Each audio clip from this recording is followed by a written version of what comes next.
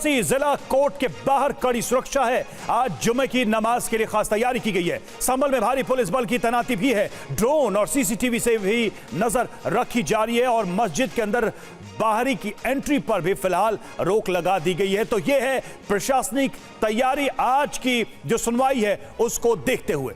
तो संभल हिंसा जिया और 3 अलग अदालतों में आज इस मामले से जुड़ी याचिकाओं में सुनवाई होनी है। सबसे पहले देखिए सुप्रीम कोर्ट में है तो सर्वे के आदेश पर रोक की मांग वाली एक याचिका है जिस पर आज सुप्रीम कोर्ट में सुनवाई होनी है और जामा मस्जिद कमेटी ने यह याचिका दायर की है जिस पर सुनवाई होनी है। याचिका में बताया गया है कि असाधारण मामला है। अब दूसरा इलाहाबाद हाई कोर्ट की बात करें जहां पर आज सुनवाई होनी है इसी मामले से जुड़ी हुई तो अफसरों की भूमिका की जांच की मांग की गई है। हाई कोर्ट के रिटायर्ड जज की अध्यक्षता में बने एसआईटी फायरिंग में शामिल पुलिस वालों पर एक्शन हो ये मांगे और चंदौसी जिला कोर्ट में जो आज होनी है सुनवाई उसमें सर्वे रिपोर्ट आज पेश होगी। जामा मस्जिद के सर्वे की रिपोर्ट आज पेश होनी है। 19-24 नवंबर को हुआ था सर्वे। तो ये तमाम बातें हैं जो आज सुनवाई होनी है अलग अलग अदालतों में यानी सुप्रीम कोर्ट, हाई कोर्ट और फिर चंदौसी सिविल कोर्ट में भी ये मामला है। जिला कोर्ट में भी ये मामला है जहां पर ये सुनवाई होनी है जिसमें अलग अलग याचिकाएं हैं, अलग अलग मैटर्स हैं। बिल्कुल। और हमारे साथ इस वक्त तमाम खास मेहमान तो जुड़ ही रहे हैं लेकिन हमारे तमाम सहयोगी जो आज के इस बड़े डेवलपमेंट पर नजर बनाए हुए हैं उनका भी हम रुख करेंगे।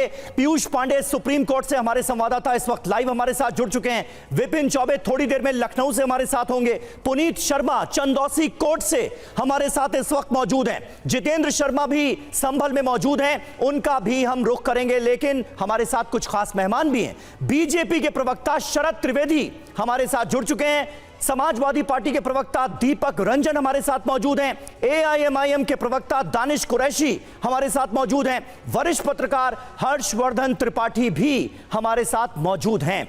जितेंद्र, लेकिन सबसे पहले मैं संभल का ही रुख करूंगा क्योंकि संभल में जो कुछ हुआ वो बहुत दुर्भाग्यपूर्ण था। 5 घरों में मातम पस रहा है, कई लोग गिरफ्तार किए गए हैं। जिम्मेदार कौन था इस हिंसा का यह पता लगाने की कोशिश की जा रही। अफसरों पर भी सवाल उठ रहे हैं। इस बीच क्या संभल में आज सब खैरियत से है और यह खैरियत बनी रहे इसके लिए प्रशासन की तरफ से क्या इंतजाम किए गए हैं क्योंकि आज जुम्मे की नमाज भी है।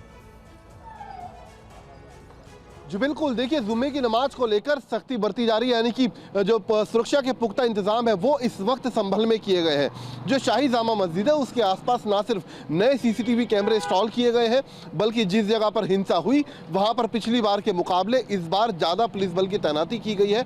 तकरीबन 15 के करीब जो पीएसी की बटालियन है वो तैनात की गई है। 2 आरएएफ की टीम बटालियन मौजूद है। इसके अलावा महिला सुरक्षा बल अलग से तैनात किया गया है। शाही जामा मस्जिद के आसपास ड्रोन से और इसके अलावा सीसीटीवी कैमरों से भी नजर रखी जा रही है।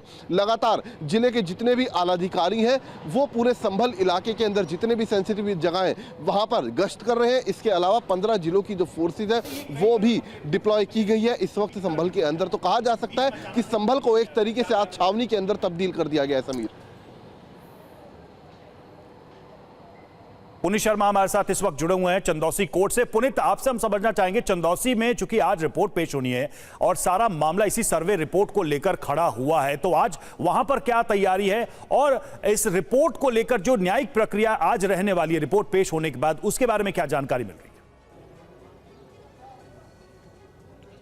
देखिए लगभग 11 बजे के आसपास जो सर्वे की रिपोर्ट है उसको टेबल किया जाना है। जब 19 नवंबर को सुनवाई हुई थी और सर्वे करने का आदेश दिया गया था तो ये भी कहा गया था कि 29 तारीख को यहाँ पर रिपोर्ट जो होगी सर्वे की उसको टेबल किया जाना है। 24 तारीख को भी सर्वे किया गया था जिस दौरान ये हिंसा हुई थी। तो आज जबकि दोनों पक्षों के वकीलों को यहाँ लगभग 11 बजे पहुँचना है, उनको रिपोर्ट टेबल की जानी है। इस दौरान किसी भी तरीके की कोई अप्रिय घटना ना हो, लॉ एंड ऑर्डर में कोई प्रॉब्लम ना हो, इस चीज को लेकर के यहाँ पर भी 2 कंपनी पैरामिलिट्री फोर्सेस और इसके अलावा बड़ी संख्या में उत्तर प्रदेश पुलिस के जवानों को तैनात किया गया। और सबसे बड़ी बात है कि इस कोर्ट के अंदर जितने भी वकील जा रहे हैं उन सभी का आईडी कार्ड चेक करने दिया जा रहा है, उनकी बाकायदा फ्रिस्किंग करके तब अंदर जाने दिया जा रहा है। मेटल डिटेक्टर यहां पर आप देखेंगे कि लगाया गया है और मेटल डिटेक्टर से गुजरने के बाद ही जो कोर्ट के कर्मचारी हैं उनको भी अंदर जाने दिया जा रहा है। ड्रोन के जरिए आसपास पूरे इलाकों में नजर रखी जा रही है। छतों के ऊपर पुलिसकर्मियों को तैनात किया गया है।